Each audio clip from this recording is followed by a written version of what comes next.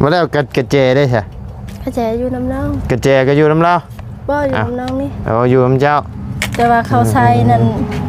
เราออกได้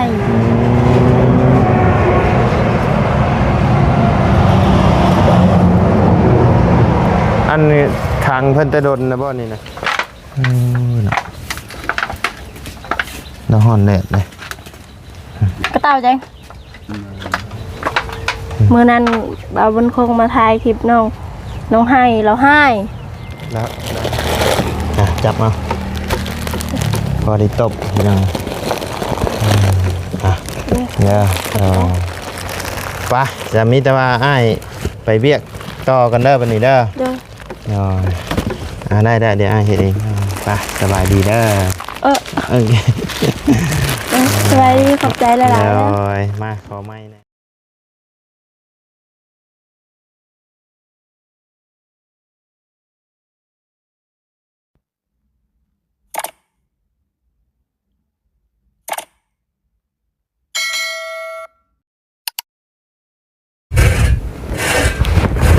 ทักทายกับสบายดีเด้อเนาะพ่อแม่พี่น้อง FC เบิร์ดจุกุสู่คนเนาะบ่ว่าอยู่ในและต่างประเทศก็ยินดีต้อนรับเข้าสู่ช่องมาไลฟ์คือเก่าพี่น้องเอ้ยพบเจอกันอยู่บ้านอารอนเนาะพี่น้องเอ้ยเดี๋ยวมาหาทางน้องเพชรเพิ่นก้อนเนาะพี่น้องเอ้ยน้องเพชรผู้ที่เพิ่นอ้ายเพิ่นสติบ่ค่อยดีนั่นแหละเนาะพี่น้องเลยขับมาเยียบมายามเพิ่นก่อนเนาะคือจังหวะเบิ่งในคลิปบ่าวบุญคงคือจังหวะถูกขังเนาะถูกขังไว้ในคอกเนาะพี่น้องเลยเป็นจังใดเนาะเดี๋ยวจึงจะไปถามเรื่องราวข่าวๆมันนำกันบ่ฮู้ว่าน้องเพิ่นอยู่หรือบ่เนาะพี่น้องเลยเห็นแต่ทั้งแม่เรากวดกอดอยู่เนาะน้องเพิ่นจะไปข้างในเนาะเดี๋ยวเข้าไปถามแม่เพิ่นก่อนพี่น้องเลยเป็นจังไดเนาะไปพี่น้องเลยโอ้พี่น้องเลยกำลังเฮ็ดอย่างเด้นี่เนาะนั่นก็มาแล้วใช่สบายดีเด้อสบายดีกวดอนามัยเฮือนด้วยโอ้มาแต่ใช่น่ะมาแต่วันดงไปชื่ออย่างเด้มาแต่ชื่ออย่างเด้นี่เนาะมาแต่ใช่ไปยังบันดงไปยังบันดงโอนเงินให้พ่อโอนเงินไปให้พ่ออยู่ใช่อยู่ข่าวบำบัดนั่นข่าวบำบัดโดยสบายดีเอ้าพ่อจะติดคุกบ่โดยพ่อขอโทษนำเนาะโอ้เพิ่นถึกจะติดไอ้เกี่ยวกับหยังเขาเอาเราจุดเฮือนเขาว่าเราจุดเฮือนโดยเอาแล้วจุดดีบ่ล่ะบ่แล้วบ่ได้เฮ็ดแต่ลูกแล้วเฮ็ดลูกเฮ็ดโดยลูกคนไหนอายค่อยอายผู้อันนั้นนี่บ่ผู้ที่สองผู้ที่ว่าเพิ่นไอ้สติบ่ดีเห็นบ่โดยแต่ทั้งพอเลยครับแทนโดยโอ้เพิ่นมาพี่มาอันมายืนอยู่ใกล้แม่จักอันจังอยู่อันจังไหนล่ะทั้งพ่อจะติดคุกแต่เหิงนะบ่8 เดือน8 เดือนแล้วโดยโอ้คิดว่าพ่อจะยังอยู่นำไหนบ่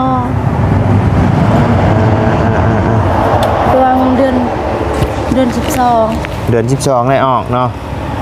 บ่เขาจับเราจับแต่เดือน12เดือน12บางเมื่อกี้นี่บ่โอ้เดี๋ยวนี้ก็เดือน7เดือน8เนาะกำลังว่าสิไปโอนเงินให้พ่อโดยเราบ่สบายโอนแล้วบ่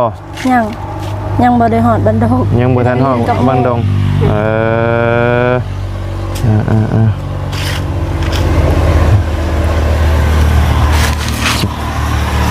ให้เพิ่นอยู่นี่บ่บัดนี้นะเบิ่งฮะเพิ่นบ่ให้บ่แต่ย่านเราไปออกทาง นอนบ่ นอน เอาบัดเบ้าขอโทษนะบัดยามเพิ่นอยากปวดขี้ปวดเหี่ยวได้ใช่ เราเหี่ยวอยู่นี่ เหี่ยวอยู่ฮะทาอยู่นี่ อืมอืมเอาใช้โชว์ไว้อีกบ่ เราเอาออกแล้วแบบเอาออกเราใช้เองอีก โอ้มาแล้วเราออกแล้วใช้เองเนาะ เนาะ เออ เราใช้เองข้างล่าง มาแล้วกระเจได้ใช่ กระแจอยู่น้ำน้อง กระเจก็อยู่น้ำเรา บ่อยู่น้ำน้องนี่ เอาอยู่น้ำเจ้า แต่ว่าเขาใช้นั่นเราเอาออกได้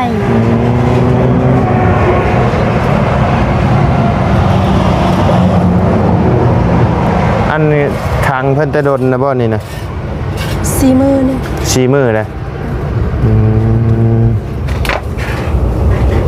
เดินเพิ่นลุกนั่งก็ได้บ่นี่ ตะกูใจมาสัมภาษณ์ไหมแม่เยอะตะกูไหมได้ เออเนาะใช่เบิ่ง ประมาณจุดไหนนะสัมภาษณ์ สบายดี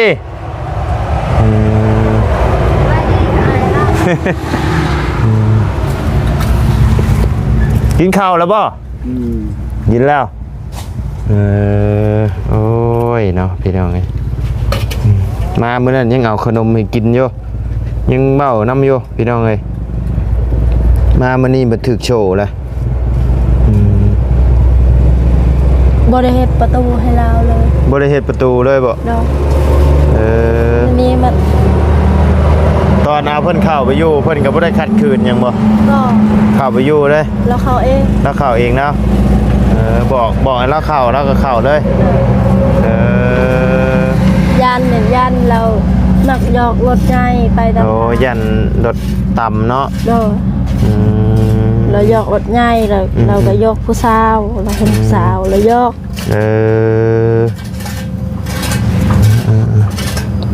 โอ้ยเนาะอาจสิเป็นพี่น้องแต่ดิโดนเนาะ เมมเบอร์ได้จังยัดเอา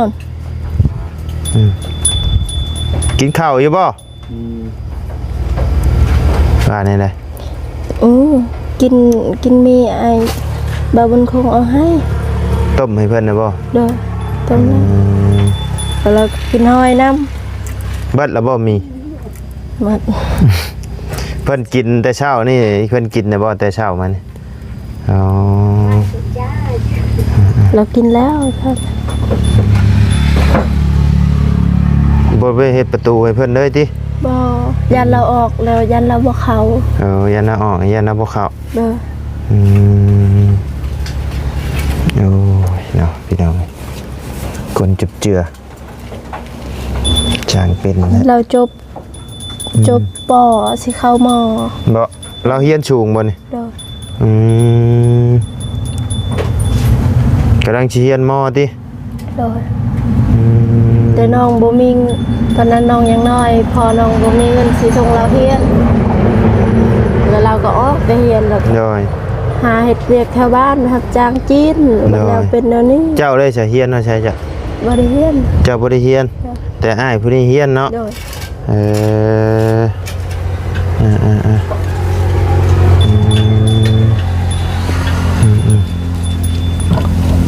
หมู่ลาวมาเฮ็ดเวียกอยู่ไทย หมู่นะ โดยเราเว้าคอยอยากตอนเราเว้าได้เราคอยอยากเซาไข่นี่คอยก็อยากไปเฮ็ดเวียกอยู่ไทยคือกันเราเว้า โอ้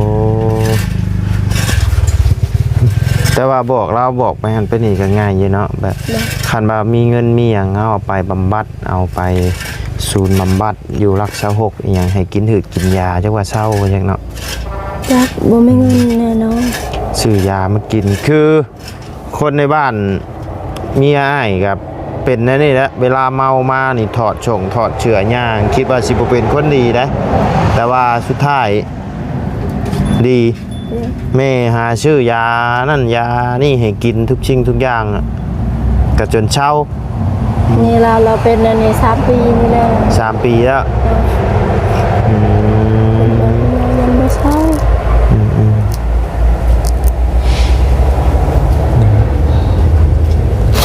บ่เว้าเนาะมื้อนี้เนาะมื้อนั้นมันเว้า วันนั้นเว้าบัดมื้อเราเว้าโอ้เฮือนดัง ทั้งหมดแล้วเว้าผู้เดียวแล้ว บัดยามอยากเว้าก็เว้าเนาะมันยามบ่เว้าก็บ่เว้า ยามบ่เว้าก็บ่เว้าหมู่เว้านำก็บ่เว้าเพิ่นยามบ่อยากเว้า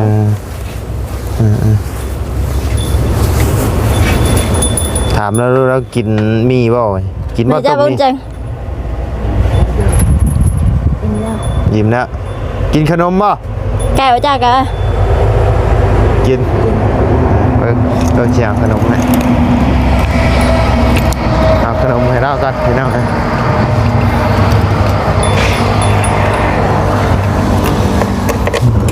ได้เนาะ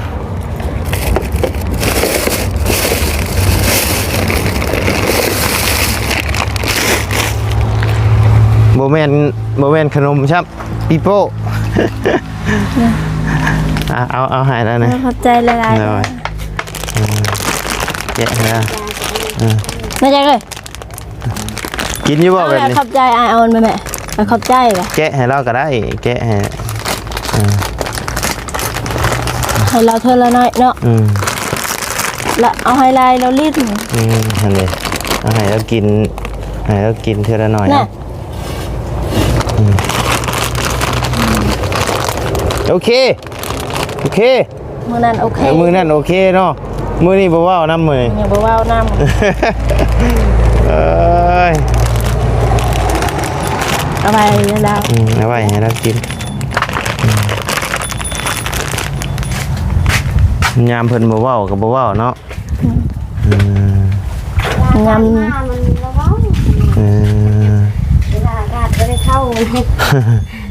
เราไม่ได้ว่าเลยที่ชอบ แต่ว่าเราบ่ได้เด่นเด่นยาบ่ จากเดนองกับบ่ฮู้ บ่เวลาเราไปผู้เดียวเรายันว่าเราเสพยาเสพหยังเราบ่ได้เสพบ่ ค่อยว่าเราบ่คือเสพเพราะว่าเราบ่ค่อยได้มักหมู่คนเสพยาแล้ว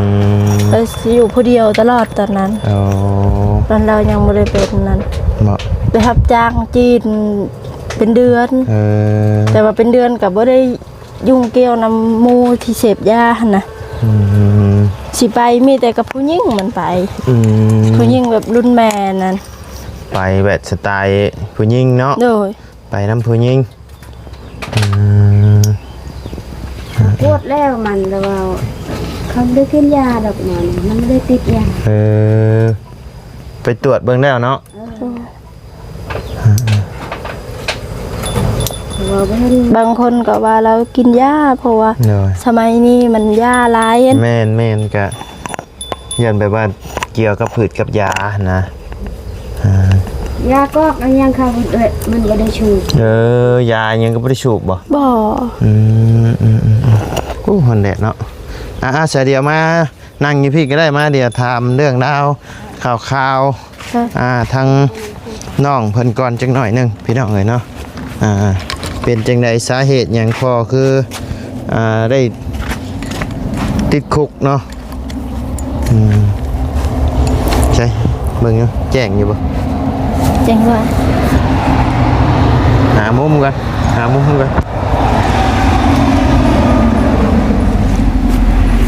โอเคหามุมนี่ก็ได้ไหม ได้ คือบ่แจ้งเนาะมันสะท้อนนะสะท้อนแสง บ่แจ้งบ่ มาเดี๋ยวนั่งอยู่นี่จักหน่อยพี่น้องเลยนั่งอยู่โอเคนั่งรถจ้ะ เด้ เพิ่นไปจูดเพื่อนนะเพิ่นไปจูดเพื่อนไทยเนาะ เพิ่นปูน้องเอง เพื่อนปู่ตัวเอง โดย อ๋อเป็นเพื่อนพ่อของแม่เจ้าบ่ พ่อของพ่อ พ่อของพ่อโอ้แม่นนะพ่อของพ่อและคือจับลูกเจ้าของค่ะ คือแบบอายคอยนี่บ่สบายเนาะ โดย บ่สบายแล้วปูคอยนั้นขายคือภาษา ฮะ แบบขายใหม่แบบป่าดงอะนะ โอ้ไม่ที่ว่าหม่องที่พีเค็ดพีคิ้วที่เพิ่นเฮ็ด โดยที่เขาบูชานะคนอยู่บ้านเขาบูชาแล้วพอน้องนั้นบ่ให้ขาย โดย บ่ให้ขายแล้ว ปูน้องน่ะอยากขายแล้วพอน้องผัดคัดบ่อยากให้ขายยังอยากเบิ่งใหม่อยู่หั่น เราบ่อยากให้พ่อน้องค่ะบ่อยากให้ปูขายแล้วปูก็ยังได้ขายยังได้ขายแล้วพ่อน้องกับปูน้องก็ต่างคนต่างอยู่น้อยบัดแล้วอายน้องอีกบ่สบายก็น้อยปูน้องนั้นแบบสร้างที่ว่าพ่อน้องมันบ่ให้ขายอันนั้นนั่นน่ะอ๋อแล้วอายผัดไปจูดเฮือนลาวอีกก็เลยว่าพ่อน้องมันสั่งให้อายน้องเฮ็ดก็เลยคิดว่าพ่อเจ้าน่ะสั่งลูกชายไปจูดโดยแต่ความเป็นจริงพ่อคอยบ่ฮู้จักหยังก็เลยหาเรื่องใช่ว่าพ่อเจ้านี่จูดแล้วบัดนี้เพิ่นได้ปรับใหม่กันอีกบ่นี่บ่เจ้าได้เสียเงินบ่หรือว่านั่นแหละตัวใดที่จูดเฮือนต้องได้เราบ่ได้ปรับใหม่เฮือนมันบ่ได้ใหม่อ๋อเฮือนบ่ได้ใหม่โดยคือว่าจูดเฮือนจูดเฮือนแต่ว่าเฮือนบ่ได้ใหม่มันใหม่เลยแต่มีคนไปดับป่ะน่ะโอ้กำลังสิใหม่กำลังสิจูดนะเนาะกำลังสิจูดใหม่อยู่ลุมเฮือนนี่ได้ยินเขาเว้าน้องก็ไปเฮ็ดเวียกตอนนั้นบัดแล้วนั้นเขาจับพ่อน้องไปเลยให้ตำรวจมาเอาเลยแถมแบบพ่อน้องนั้นมีคดีเก่าแน่น้องก็บ่ได้ยองพ่อน้องเฮ็ดตะกี้เราก็เคยสูบยาแต่ละ3 ปีนั้นเราเปลี่ยนแปลงเราบ่ได้สูบยาบ่ได้หยังแต่ว่าน้องก็อยากเว้าแนวนี้แบบว่าปูน้องกับพ่อน้องนั้นบ่ถือกันแล้วปูนั้นสั่งพ่อน้องแล้วสิคิดว่าพ่อน้องมันสูบยาตลอดเพราะว่าบ่ได้อยู่นำกันแต่น้องครอบครัวเดียวกันนี่น้องเห็นพ่อน้องเปลี่ยนแปลงบ่ได้กินยาบ่ได้หยังเราตัดวายตัดเอามาไปขายตลาดเช้านั่นแต่ละมื้อแล้วไปซื้อข้าวกินนั่นเราเฮ็ดตูบเราสิขายมักขายนั่นถูกในทางเนาะเราสิขายกล้วยแต่ว่าถึกจับไปก่อนเนาะก็เลยบ่ได้ขายอย่างเลยบ่ได้ขายตอนเราสูบยานั้นตอนน้องยังน้อยแต่ปี2021ตอนพอน้องดินยาแบบปี2000เราเปลี่ยนแปลงแต่ปี2024เราบ่ได้กินยาก็เคยเอาไปจับแล้วไปอยู่บ่เคยแต่กี้แต่ก็ไปบำบัดเนาะโดยน้องเศร้าน้องกับแม่นี่ไปบำบัดลาวโดยน้องก็สร้างคือกันลาวตอนเราสูบยานั้นบัดแล้วเราตอนนั้นบัดพอเราสร้างแต่กี้แต่เราสูบยานั่นแล้วเราเศร้าก็ยังช่างคือเก่าโดยนี่แหละคนเพิ่นมาช่างไหนจังไรก็ช่างคือเก่าหั่นล่ะน้องเอ้ย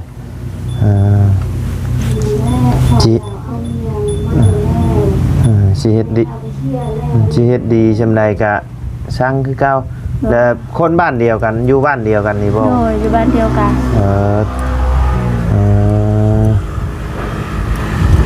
น้องบ่กล้าไปดอกฟังนั้นใช้เฮือนเพิ่นอยู่หม้องใดอยู่หม้องเฮือนบ่าวยังเฮ็ดให้นั่นพุ่นบ่ได้ไปเจ้าไปเพิ่นก็ให้บ่เขาบ่ให้แต่ญาติเขาเบิ่งญาติเขาเบิ่งแบบเขาเบิ่งแล้วเขาก็เว้าเฮานะกูนั่นบ่ญาติเลยแบบบ่ได้นั่นเลยตอนนั้นจับพอน้องไปนั่นเอาเบียร์กินแบร์ฉลองเลยจับพอน้องเขาคุกกินเบียร์กินแม่ฉลองเลยแล้วน้องก็ไปตอนนั้นน้องไปถามเห็นว่าเป็นยังคือจับพอน้องไปเพราะว่าน้องบ่ฮู้สาเหตุน้องก็บ่ฮู้น้องไปเฮ็ดเวียกได้ยินแต่แม่ลงไปบอกยูทิโปนว่าเขาจับแล้วเด้อพอเจ้านั่นแล้วน้องก็มาเฮือนมาเฮือนแล้วก็เข้าไปอยู่บ้านมันนั่นไปถามมันว่าเป็นยังคือจับพอไปวะเดี๋ยวนี้มันก็เปลี่ยนแปลงแล้วคอยก็อยากเอิ้นมันพอเดี๋ยวนี้เจ้าจับไปเอาไปพุ่นไกลอีหลีเพิ่นเอาไปใช่ดิยูซิโนพุ่นแสดงว่าไปรักชะฮกนี่รัก35ไปรัก35พุ่นนี่เนาะ รัก35นี่โอ้โหดอยู่ได้ น้องบ่มีเงินสิลงไปหาแล้ว ยังบ่เคยไปเยี่ยมไปยามบ่ ไปเทื่อเดียว และคนที่เอาไปฝากน่ะคือไผเอาไปไผเป็นผู้เอาไปทั้งปู่ย่านี่บ่ โดย แบบเพิ่นไปแล้วเพิ่นมอบให้ทางตำรวจเลยบ่ โดยเพิ่นมอบเลยแล้วเพิ่นว่าลูกชายค่อยนี่ค่อยสิฝากจักปีกับเรื่องของค่อยแล้วว่าแน่นี่ คันว่าเพิ่นฝากได้ยังยากอยู่เลยบ่มีคนไปเยี่ยมไปยามเลยฝากให้ตำรวจเลยเด้ฝากให้เพิ่นดูแลเด้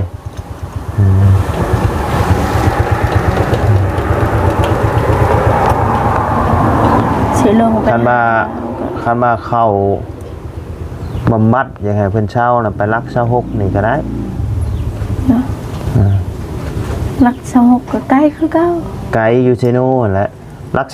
35ไปรัก35มันเลยเซโนอีกเด้ บ่ แม่นมันลงถูก แม่น ไปทางแก่ง มันยังมีทางแรกอีก แม่น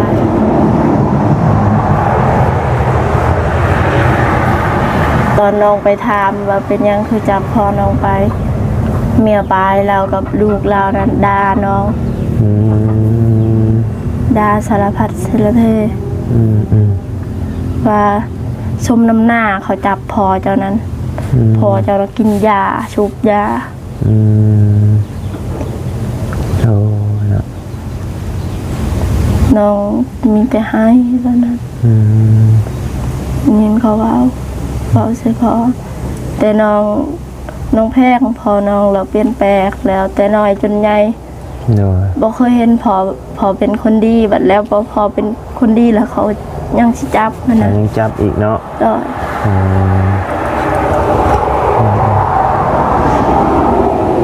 ตั้งแต่เพิ่นเข้าก็ยังบ่เคยไปเยี่ยมไปยามเพิ่นเลย ไปเธอเดียว ไปเทื่อเดียวแต่ว่าตอนนี้น่ะเพิ่นเป็นไข้บ่ โอ้ย โอ้แต่ว่ามีเบอร์ติดต่อหากันอยู่เนาะ มีอายน้องคนอายแบบลูกปลาลูกลุง เพิ่นเป็นตำรวจบ่ โดย อ๋อก็ยังไข้เนาะเพิ่นเฮามีไอ้คนรู้จักแน่เพิ่นโทรมาบอกส่งข่าว เพิ่นส่งข่าวให้แล้วน้องแล้วก็ขอเงินน้ำน้องนี่ละ พอได้ชื่อยาให้เรากินเนาะ โดยชื่อยาปลายำไป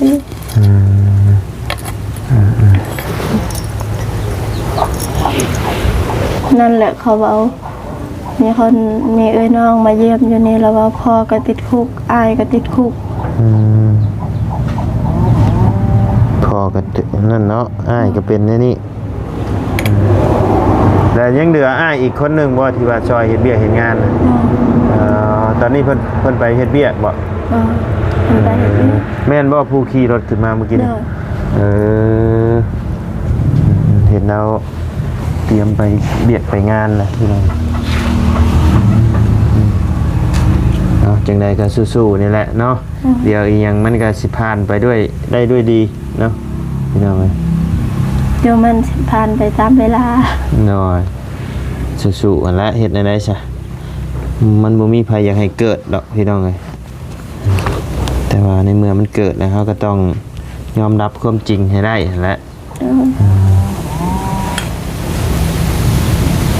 เจ้าก็บ่ได้ลงไปเฮ็ดเวียกอยู่เชโปนเลยเนาะ บ่ได้ไปก็บ่ม่วน ไปก็บ่ม่วน เฮ็ดเวียกบ่ไหว ไปบัดทิพย์แม่อยู่งอมๆแง้มๆอยู่กับอ้ายนี่แฮงอันนั้นอีกติ ไปใจคิดฮอดเฮือนแล้ว ยายคันเฮาบ่ไปแฮงบ่มีแหละน้องอ้ายก็มาเป็นแนวนี้อีกเนาะ นอน รับเคราะห์แทนลูกว่าซั่นซะ นอนเห็นเราอยู่นั่นนี่แบบเราเป็นนั่นมีภัยหามได้เลยอายก่อน บัดยามเพิ่นมื้อเพิ่นหยังเพิ่นขึ้นอีหยังเนาะ บัดยามเพิ่นเป็นนั่นเพื่อนก็จนชิลุหมดแล้วเห็นคอยมื้อนั้นบ่ได้นอนอยู่เฮือนนี่ไปนอนเฮือนน้าสาวแถวบ้านนี่ย่านแล้ว แล้วทุบเลยบ่เฮือน โน่ เราทุบเราห้อง ห้อง ประมาณ12โมง แต่ว่าเราบ่ได้ตีบ่เราบ่ได้ตีคนบ่ บ่ได้ตีเฮาบ่ได้เว้านำเขานำนั้น พันเฮาเว้านี่ตีบ่ จักน้องก็บ่ได้บ่เคยเว้า แบบเบ้าเวลาเราเว้าผู้เดียวเราบ่รู้ว่าเราด่าไปทุกทีแล้วด่าชื่อเจ้าบ่ บ่เราบ่ได้ด่าคนแถวบ้าน แล้วเว้าผู้เดียวแล้วนะ เว้าผู้เดียวแล้ว อย่ามาแบบว่าอันเห็นหน้าเฮาหายด่าอยากตีอยากขาบ่มีเนาะจมผู้เดียวเว้าผู้เดียว จมผู้เดียวเว้าผู้เดียวบัดแล้วจมผู้เดียวเว้าแล้วแบบตีเฮือน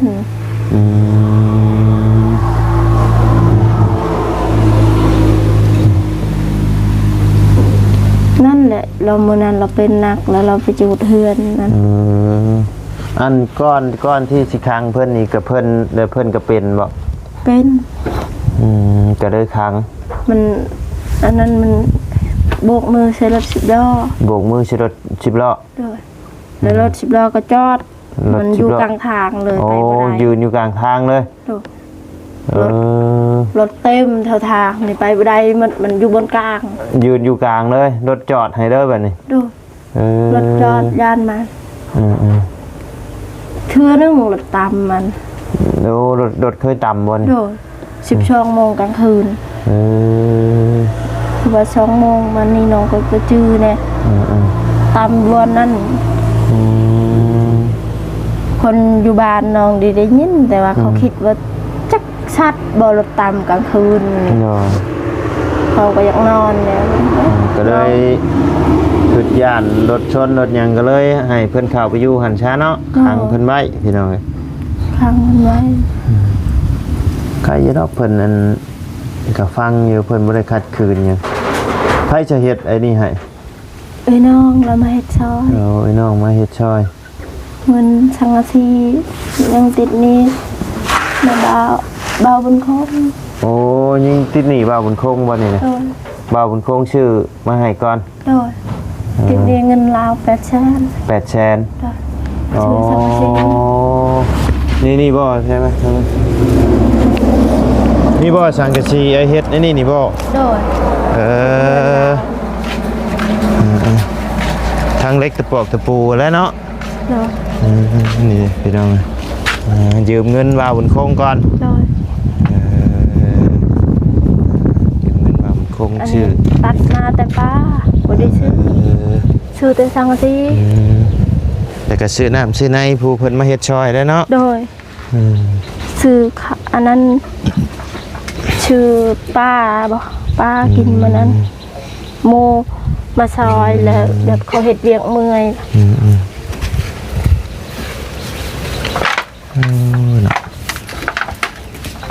น้ำห่อนแดดเลย ก็เต้าจังมื้อนั้นบ่าวบนคงมาถ่ายคลิปน้องให้เราให้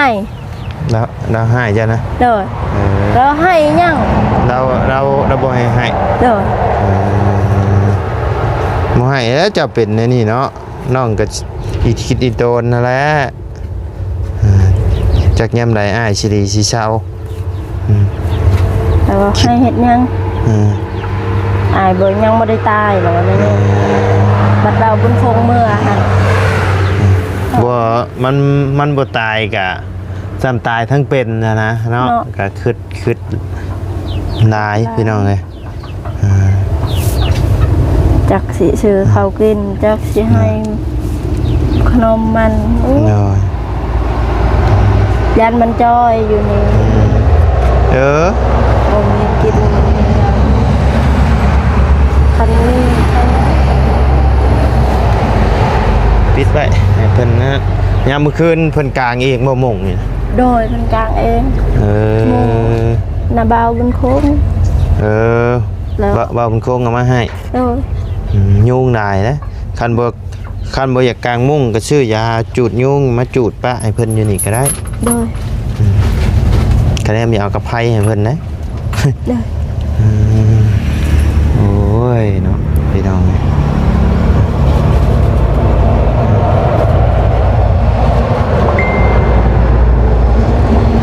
ซะเดี๋ยวเอาไอ้มีให้พ่อได้ลวกกินก่อน เด้อ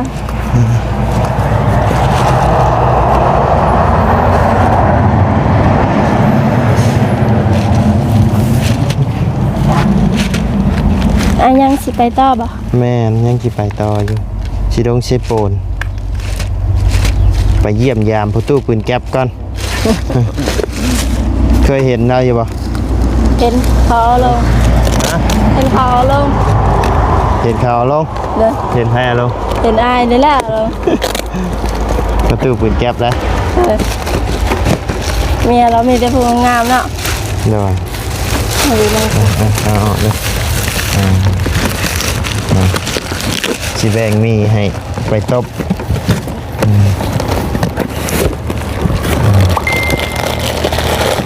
จับมาพอได้ตบยังเดี๋ยวไปจะมีแต่ว่าอ้ายไปเบียกต่อกันเด้อบันนี้เด้อ เด้อ ได้เดี๋ยวอ้ายเฮ็ดเองไปสบายดีเด้อโอเค สบายดีขอบใจหลายๆ เดี๋ยว นะ มาขอไม้แน่นี่ไป้าชาพี่น้องเอ้ยสำหรับคลิปนี้ทั้งบาไลก็จะได้ขอจบคลิปปิดคลิปลงไปเพียงสำนี้กันเด้อพี่น้องเด้อพบเจอกันคลิปหน้าเนาะขอบคุญขอบคุณพ่อแม่พี่น้องและ FC เบอร์จะกูทุกคนเนาะที่เข้ามาติดตามนะครับส้มทั้งสองบาไลเนาะสำหรับคลิปนี้ลำลาแล้วพี่น้องสบายดีเด้อ